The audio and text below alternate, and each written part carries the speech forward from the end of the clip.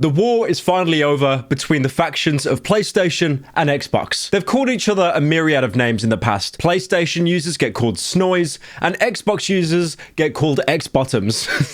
But now the war is finally over, and what looks like, in a weird turn of events, Xbox might have actually won for once. The thing is with the console war, some years ago, things were incredibly different. There were different playing fields. Like, for example, on Xbox, you had to pay a monthly premium just to be able to play online with your friends or go into a party chat. PlayStation was completely free to play. That was up until the point that they saw that Xbox was making money and copied their entire business models. PlayStation Plus takes the PlayStation 4 to a whole new level, so you and your friends can experience more together. PlayStation. So pretty much now, the only thing that makes the two consoles separate is exclusives. Now I could talk all day about the exclusives the PS5 and the Xbox Series X has. Like, for example, how any exclusive that comes to PlayStation will come out on PC a year later, and Xbox has Halo Infinite.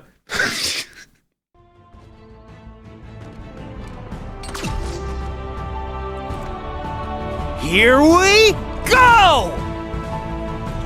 Woo! I'd like to retract my previous statement. PlayStation users still actually have access to Bloodborne, which they will bring up in any single argument when you bring up a PlayStation. But something quite strange has happened with Xbox. Have they got a new game, a new exclusive? Hell no. What's happened instead is they've got access to the older Call of Duty games that you can now play on your modern Xbox console. I'm talking the OG original Modern Warfare and even the original Black Ops games as well. Now, at the minute, they're charging anywhere between $9 and $15 for these games, which is good, considering they're like well over a decade old, most of them. Now, this on its own doesn't sound like breathtaking news, but something happened. Something quite strange. Every 20-year-old that's completely jaded and hates their life, they look in the mirror thinking they're Patrick Bateman or Ryan Gosling. These are the same kinds of people that get top placement in Warzone, and still they feel absolutely nothing. That's because they're so bitter and jaded by being in their 20s, they don't feel anything anymore, and they want to experience their childhood again. And when they heard this news that the old CODs were coming back to Xbox, something snapped inside of them. And this was a lot of 20-year-olds because, for example, if you look at the Black Ops 2 numbers when it was available to play on Xbox again, it had 10,000 players in the first day. But you know what? Those are baby numbers. How about the original Black Ops 1 having over 100,000 players on the first day alone? I just want to say, by the way, seeing that little globe icon of all the continents lit up with all the icons of people online, that is beautiful. The only thing on Xbox that can even compare to that is Halo 3, when you see like the globe with all the players online. There's something so nostalgic about that. They need to bring that back in modern games. Now, me personally, one thing I always missed in the older Call of Duty games is the trash talking. God, Ryan Shield. What else you want me to talk? Oh, Ryan Shield! I'm a pussy that use Ryan Shield! Oh, I'm a what do you want to use? You tell me what you want to fucking use. That's prestige, you fucking... Tell me what to fucking use, huh? Tell me what to fucking use.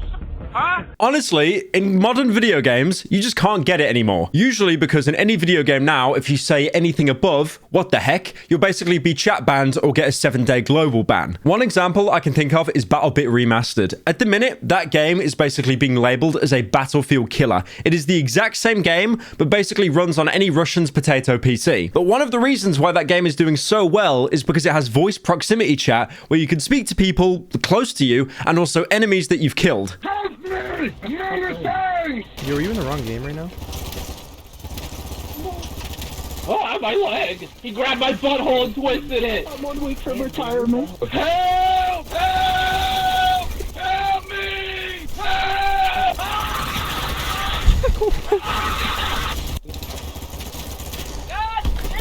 Because the problem is in modern games, you can't trash talk mid-lobby because there is no lobby. The game starts straight away. And then mid-round, usually everyone's mics are universally muted. But hopefully, if the gods are willing, Activision has not tampered with the old COD in such a way that we can still have trash talking. Because trash talking in old COD, it is what made boys become men. Fuck you say to me, bitch? Cozy fucking Cozy fucking say it again. You're my Fuck you. Try to use a fucking riot. Use a fucking riot.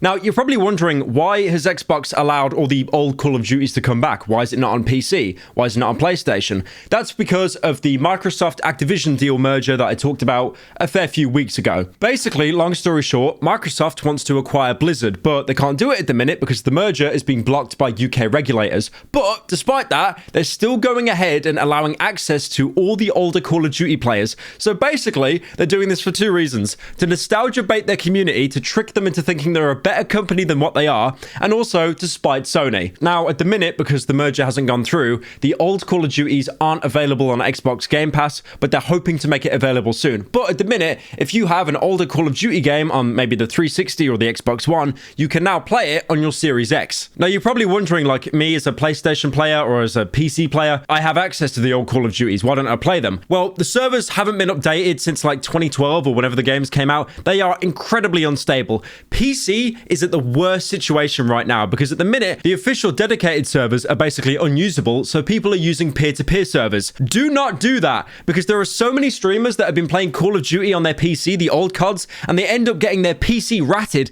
because they join a host local server and the guy basically hacks into their PCs. Tank? What the f? Wait, where'd you go? What the f? What the f? Somebody just hacked. Bro, what the f? My Call of Duty. Yo, somebody just hacked. Bro, yo, my game just opened up. I swear to God, bro. What the f? This actually happens quite a lot. For example, I think a couple years ago, this happened to Dark Souls 3. If you were playing Dark Souls 3 on PC and a Red Phantom invaded you, they could actually gain access into your PC. They could brick it, they could steal all your info, your passwords. And Bandai Namco found out after like 50,000 YouTubers made videos on it. And then they went, you know what? Okay, we're going to solve this by shutting down all online servers for about a year. Now, thankfully, Bandai Namco did actually fix the problem. Your PC won't explode if you play Dark Souls 3 online now. Me, personally, my game theory, they took a little bit longer than they should have to fix that problem, probably because it would have slowly ushered everyone into buying Elden Ring, because why would you have Dark Souls 3 if you can't play online? Now, I want to ramble a little bit as well. Old Call of Duty is one of the best experiences you can ever have in your entire life. For example, when I did the MLG videos, you know, when you'd have someone screaming in the background going, "Mom, get the camera!" Those were basically all Anoj freak-out reaction videos. That was a YouTuber who would do a compilation for Machinima of just people losing their shit when they got the final kill cam of a game. And for example, in more modern times, Jay Schlatt runs a YouTube channel called The Weekly Slap, where he talks about either reading fan mail or whatever's on his mind. It's a much more informal, relaxed channel, and usually 99% of the footage he gets would usually be him playing Call of Duty. Now, I remember Schlatt telling me that I think he was inspired by Woody's Gamertag to even start that channel, and then Tommy Innit copied Jay Schlatt and he has like a personal channel. I might copy the two of them and start my own personal channel where I just have prototype gameplay in the background. Jesus, that'd be a weird call, but I might do it. It depends if I got enough. I'm already doing daily Slap and main channel videos, but we'll see.